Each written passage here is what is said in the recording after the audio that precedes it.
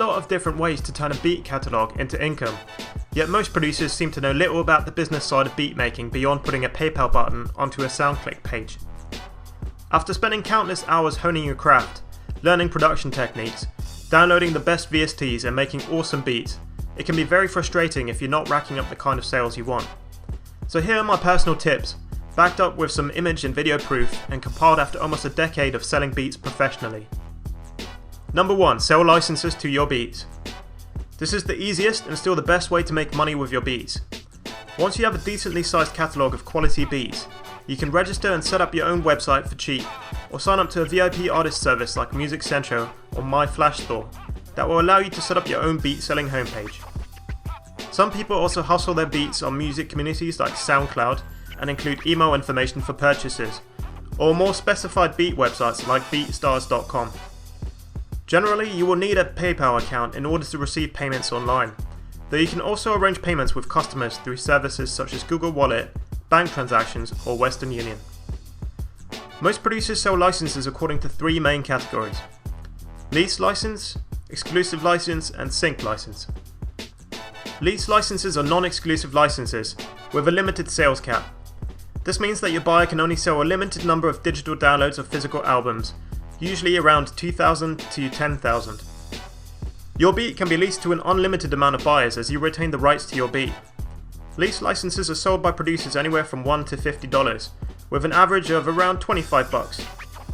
It is common practice to also offer premium lease licenses, where buyers are given the option to pay a little extra to receive separated instrumental track lines of your beat and or to sell more units. Exclusive licenses, on the other hand, are full ownership licenses, usually with an unlimited sales cap. They are therefore sold to only one customer, and the beat is subsequently marked as sold. Naturally, they will be priced a lot higher, anywhere from $50 to $1 million if you're Timbaland. The final license type, which is ignored by the majority of producers, is a sync license. While lease and exclusive licenses are targeted at recording artists, sync licenses are for media professionals and broadcasters such as websites, movies, TV, or video games. Sync licenses are usually limited to a specified number of broadcasts, for example 1 DVD release title. They are commonly priced between lease and exclusive licenses, depending on the intended use. If you're planning to make beats your full-time income, then selling licenses will be the backbone of your operation. Even if your plan is to go after album placements, your first priority should always be setting up your internet presence. Get yourself a PayPal account, set up a beat selling website, and start promoting. Here on my PayPal account you can see the kind of income our beat page generates in a good month. That's $23,000 in USD only. Now of course bear in mind I've been selling beats for a long time, but the sky really is the limit for you. Number 2. Sell other producers' beats. It might seem counterintuitive to spend your time pushing other producers' beats, but building up a team of beat makers can be beneficial in many ways. Not only can you feed off each other creatively and provide your customers with a constant stream of fresh material, you can also agree to take a set percentage of the sales you make for your fellow producers. If you put together a strong team with a diverse range of beat styles, you can greatly increase your market share and divide marketing duties. Everyone benefits. Number 3. Sell MP3 downloads. A lot of producers neglect selling MP3 downloads to their beats, opting instead to give out free downloads, or not to allow any downloading at all. However, giving out MP3 downloads for 99 cents or $1.99 for example, can actually be a great additional revenue source. Essentially this is free money, as you can make it clear to your customers that the MP3 downloads are intended for non-profit use only. There is a big market of music fans and casual artists who might enjoy just listening to your beats or recording on them for demo or personal use, without wanting to invest the 20 odd bucks for a commercial lease license. If you're worried about the safety of your beats, you can always tag them and tell customers that untagged versions are only sent out with lease or exclusive licenses. This is a fair deal for everyone, as your listeners will still get to enjoy and or trial your beats. MP3s can be sold through a number of online vendors such as iTunes, Amazon, or the SoundClick MP3 store. Number 4. Make beat tapes. Similar to selling MP3s, it is well worth your time releasing beat tapes or compilations of your instrumentals, perhaps even the odd exclusive release with unpublished beats. This can generate a lot of excitement amongst your fans and lead to your music being discovered by whole new fan groups on sites like CD Baby. Over the years I've released a number of compilation albums and published them all via CD Baby. The site is really useful. As well as selling your music through their own website, they will distribute your songs to all their digital partners such as iTunes, Amazon, MySpace Music or Rhapsody. What's more, you have the ability to enter all your songs into sync licensing deals via Rumblefish, which can potentially earn you even more money if your beats are used, for example in YouTube videos. CD Baby have paid out almost $10,000 to me so far, and as they add more and more digital partners, the monthly checks seem to get bigger and bigger. Number 5. Become a YouTube partner. Becoming a YouTube partner, and subsequently having sponsored advertisements displayed in your videos, is more of a long-term strategy, as it will take you a while to get to a point where you're making decent money. Unlike before though, anyone can monetize videos now, which basically means you will have Google Ads displayed before, during, or after your videos. You will need to have signed up to an AdSense account, and will earn a percentage of all ad revenue generated in this way. If you regularly update your YouTube channel with interesting content and get a lot of traffic, this can potentially be a really big earner.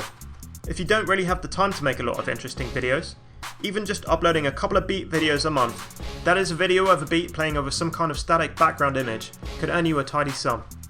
Personally, my channel has made over $11,000 in that way so far. Number 6. Get a TV placement. Getting a placement in a TV show, film, or video game can be an arduous process.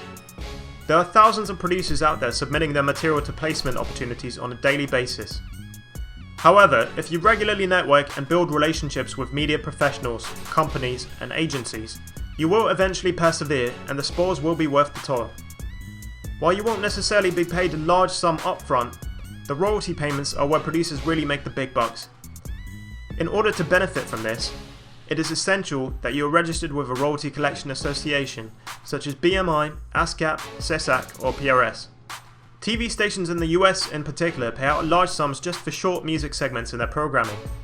My last quarterly royalty check from the PRS was for a single placement on CBS Sports, and that was something around $4,200 for 30 seconds of a beat. That's not too bad, right? Number 7. Get your beats on internet radio. Getting your beats onto a regular radio station can be pretty hard, as by and large stations are only interested in full songs. However, internet radio stations are a different matter. A lot of people enjoy browsing stations like Pandora or streaming websites like Spotify for instrumental music, and this is where it gets really interesting. Pandora and Spotify both share out their profits amongst members according to the amount of plays your music receives. You do have to jump through some hoops to get your music onto online radio stations or streaming sites, but if your beats prove popular, this can be a nice little side earner. Pandora just recently announced that they send over 2,000 artists more than $10,000 a year. Artists like Drake and Lil Wayne even make $3 million a year. Number 8. Make a drum kit. A lot of producers have recently taken to the idea of packaging and selling their own drum sounds for other musicians. There is a vast amount of producers out there hunting for new and better drum samples, and if you've already built up a reputation with your beats, chances are there will be someone out there ready to jump at the chance of emulating your sound. Putting together a drum kit can be fairly time consuming, but if done correctly it can be a worthy investment. You can sell your kit on your own website, or even better, find the most popular drum kit websites out there and partner with them to retail your products. As they already have a ready-made sales platform, audience and marketing strategy, they will be better positioned to sell your products than you are. Be prepared though, most vendors will take a 50% cut of sales. This is pretty normal. Personally, I've always sold my kits through websites like producerloops.com, and as you can see, through them alone I've earned around $3,700 in commissions so far. If you get your kits on a couple websites like Producer Loops, Modern Producers, or the Music Central Marketplace, that could be a great side income for you. Number 9. Submit your beats to music libraries. There are a big number of music libraries and stock music websites online, ranging from general sites to industry-specific sites for film music, ad music, or video game music. When you upload your beats to these sites, you will usually have to enter into non-exclusive sub-publishing agreement, which basically means you are signing over the right for those websites to make money with your music in exchange for a profit share. They will usually charge somewhere in the region of 50 to 75%, so that's a pretty big chunk. However, a lot of producers make a good amount of money licensing their beats through websites such as Pump Audio or Audio Jungle. The customers of these sites are usually video creators, advertisers, or website owners. So by uploading your music to these sites, you can reach a new audience outside of the recording artists. Just make sure you read any contract you sign with these websites very carefully, as some of them are known to be fairly cutthroat. Number 10. Be creative. Okay, so this last one is a bit of a cop-out, but what I'm trying to say is that there are an endless number of ways in which you can make money from beats. You're certainly not limited to selling licenses through a website or hustling your beats to artists for placements. There are many other avenues I haven't covered in this list, and probably a whole lot more I've never even thought about. You could run song contests for artists with a paid submission, for example, like we did here earlier in the year. Or you could write an ebook or get paid for product placements on your website. If you come up with any more great ideas or want to collaborate on an innovative project, you're always welcome to hit me up. That's all from me, AD. I'll see you next time.